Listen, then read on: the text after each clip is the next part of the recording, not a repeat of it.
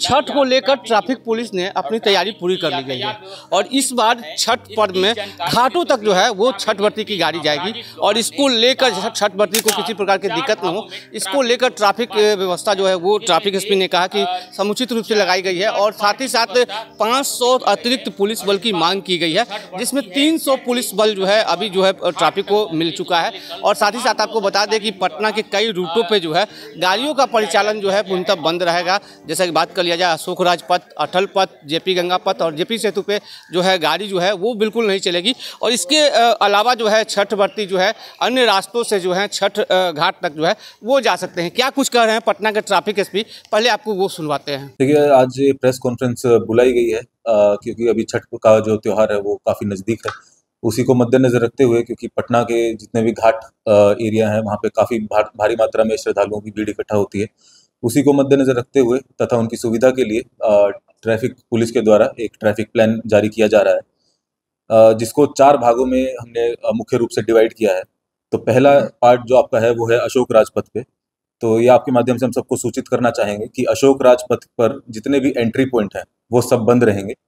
उसके अंदर केवल जो पटना साइंस कॉलेज की तरफ जाने वाला खजांची रोड की तरफ से जो रास्ता है वो ओपन रहेगा और पटना साइंस कॉलेज के अंदर ही निर्धारित पार्किंग स्थल आपका होगा। उसके अलावा दीघा मोड़ से आशियाना मोड़ की तरफ जाने वाले सभी वाहनों का परिचालन पर पूर्णतः रोक होगी। फिर दूसरा जो इसका भाग है वो है जेपी सेतु। उसके अंदर 7 तारीख को दोपहर को 2 बजे से लेके शाम को 7:30 बजे तक और 8 तारीख को दोपहर को सुबह 3 बजे से लेके सुबह 6 बजे तक सोनपुर की तरफ से जितने भी वाहन जेपी सेतु से आते हैं उनके ऊपर पूर्णतः रोक होगी, ताकि हमारा जो जेपी गंगा पथ है वो पूरी तरीके से चलता रहे, वहाँ पे किसी प्रकार के जाम की असुविधा नहीं हो। भारी वाहन अभी भी उसके ऊपर पूर्णतः रोक है, लेकिन साथ ही में जो बस एवं जो यात्री जो आएंगे, जो श्रद्धालु आएंगे ट्रैक्टर और ट्रॉलीज में, उनके लिए भी हम ये सूचना देना चाहेंगे कि आप जेपी सेतु न होकर के गांधी सेतु की तरफ से आएँ, तो आपकी सुविधा उसके अंदर बढ़ेगी। तीसरा इसका पॉइंट जो है वो है गाय घाट की ओर से आने वाले जो वाहन हमारे सिटी एरिया में आते हैं और वहाँ के जो घाट हैं उसके ऊपर जाते हैं, उनके लिए यह सूचना है कि गाय घाट की ओर से जितने भी वाहन आ रहे हैं उनको दीदारगंज पे या फिर न्यू बाईपास और ओल्ड बाईपास से जितना आपका एंट्री पॉइंट है वहाँ पर रोक दिया जाएगा। जेपी गंगा पथ पर आपका जो उपयोग है वो वर्जित रहेगा। आपके लिए पार्किंग स्थल वहीं पर चिन्हित किए गए हैं। वहाँ पे कुछ काटी फैक्ट्री है और एक और एरिया है जो कि हमारे पार्किंग स्थल का जो प्लान है उसके अंदर निर्धारित है। वहीं पर आप अपना पार्किंग करिए और फिर पैदल घाट तक जाएं। चौथा इसके अंदर पॉइंट है रामजी चक आरओबी की तरफ से। दीघा रामजी चक अशोक राजपथ से जेपी सेतु आने वाले जो श्रद्धालु हैं उनको यू टर्न करके पाटलिपथ के उत्तरी एरिया में पार्किंग निर्धारित की गई है। वहीं पर आपसे हमारा अनुरोध है कि पार्किंग वहीं उसी तरफ करें, यू टर्न कराकर, और एक ही लेन में पार्किंग करें। अटल पथ पर दीघा से आर ब्लॉक की तरफ आने वाले वाहनों पर परिचालन पर पूर्णतः रोक रहेगा और वहां पर अटल पथ पर किसी प्रकार की पार्किंग की अनुमति नहीं होगी। तो यही हमारा अपील है सभी लोगों से कि नो पार्किंग एरिया जो है वहां पर अपने गाड़ी को नहीं पार्क करें। इससे आपको भी सुविधा होगी, जो बाकी श्रद्धालु हैं उनको भी सुविधा होगी। इसी को पूर्णतः अच्छे तरीके से लागू करने के लिए हमने जो 10 क्रेन है, हमारे पास ऑलरेडी 11 क्रेन है पटना पुलिस के पास में, 10 क्रेन और हमने किराए पे लिया है और वो पूरी तरह वहाँ पे रेगुलेशन करते हुए चलता रहेगा। पीए सिस्टम पे लगातार अनाउंसमेंट होती रहेगी, लेकिन वही लास्ट आवर और लास्ट मोमेंट के रश को देखते हुए यह काफ़ी बार देखा गया है कि लोग अपने घर से लेट चलते हैं सूर्यास्त होने से पहले या सूर्योदय होने से जस्ट पहले।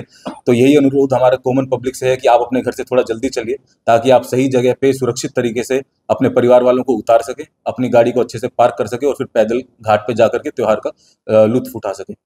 लास्ट मोमेंट में काफ़ी बार जो पेडेस्ट्रियंस हैं, जो हमारे पैदल चलने वाले लोग हैं, उनकी जान को भी खतरा होता है यदि आप गाड़ी तेज़ी से चलाते हैं। तो यही हमारी अपील है। दूसरी अपील ये है, जो हमने पुराने त्योहारों पर भी ये देखा है कि जब भी ट्रैफिक प्लान निकलता है तो काफ़ी बार लोगों को इस चीज़ की सूचना नहीं होती है। तो आप ये मान के चलिए एक 1 इन ईयर इवेंट होता है, उस समय पे काफ़ी हो सकता है आपको कुछ असुविधा महसूस हो, परंतु जो प्रशासन और जो पुलिस के लोग वहाँ पे लगे हुए हैं उन लोगों को ट्रैफिक प्लान की पूरी जानकारी होती है। उनकी बात को सुनिए, उनसे बहसबाजी मत करिए। आपकी सुविधा के लिए ये ट्रैफिक प्लान बनाया गया है। नो एंट्री क्षेत्रों में एंट्री करने के लिए जोर देना, किसी को फ़ोन करना, किसी को फ़ोन करवाना या हमारे पास फ़ोन करना, उससे कोई समाधान नहीं होगा। आपका जो प्लान बनाया गया है वो सभी लोगों के लिए है, तो उसी चीज़ को फॉलो करिए। गाड़ी को पार्किंग स्थल में ही पार्क करिए।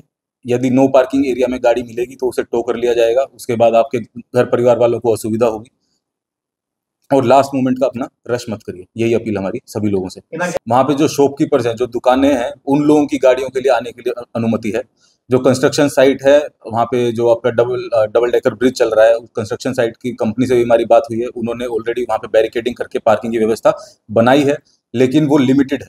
तो बाहर के लोगों के लिए वहाँ पे आने की अनुमति नहीं है, लेकिन जो वहाँ पे रहने वाले लोग हैं या फिर जो शॉपकीपर जिनकी दुकानें वहाँ पे हैं, वो लोग वहाँ पे आ सकते हैं। किन जगह पार्किंग की व्यवस्था की गई? पार्किंग की व्यवस्था पिछले साल के छठ के प्लान में लगभग 20 से 21 हज़ार वाहनों की पार्किंग की व्यवस्था की गई थी। इस बार घाटों का निरीक्षण एवं अन्य चीजें मद्देनजर रखते हुए उस चीज को बढ़ा करके 25,000 वाहनों की हमने निर्धारित स्थल चिन्हित किए हैं, जिसके अंदर सबसे बड़ा एरिया आपका कलेक्ट्रेट घाट पर है, जहाँ पे 10,000 पार्किंग हो सकेगी। उसके बाद आपका गांधी मैदान के अंदर हमने 2700 पार्किंग की जगह चिन्हित की है।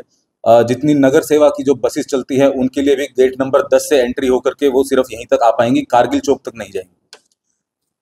इसी प्रकार पाटलिपत के ऊपर जैसा बताया, वहाँ पे 1000 बसेस की 1000 गाड़ियों की पार्किंग की व्यवस्था है। जेपी सेतु के नीचे पाया नंबर 1 एवं पाया नंबर 2 के बीच में वहाँ पे 2000 पार्किंग की व्यवस्था है। इसी तरीके से ये पूरा ट्रैफिक पार्किंग स्थल का एक अलग से प्लान बना हुआ है, उसको भी हम आपके माध्यम से सभी लोगों को अवगत कराना चाहेंगे कि उसको अच्छे से पढ़ लें, नज़दीकी पार्किंग स्थल में अपनी गाड़ी को पार्क करें और वहाँ से फिर पैदल चलकर ही आप अपनी छठ जगह पे घाट पे जाएं। कितने ट्रैफिक? 300 हमें अभी ऑलरेडी लाइन से बल मिला है। हमने 200 की और मांग की है, परंतु कुछ अन्य कारणों से हमें अभी तक वो नहीं मिल पाया है। तो आशा है कि हमें अगर वो भी मिल जाता है तो और उसके अंदर सुविधा होगी। कम्युनिटी पुलिस, हाँ, एनसीसी से हमने 700 लोगों की मांग की गई है, जिसके अंदर से 650 का ऑलरेडी चयन कर लिया गया है। 650 जो जूनियर विंग और सीनियर विंग एनसीसी की दोनों हमें काफ़ी हेल्प करती है इसके अंदर, तो उनको भी हमने, जो उनके कोऑर्डिनेटर हैं, उनके साथ भी हमने छठ जो घाट है उनका घूम करके निरीक्षण किया है।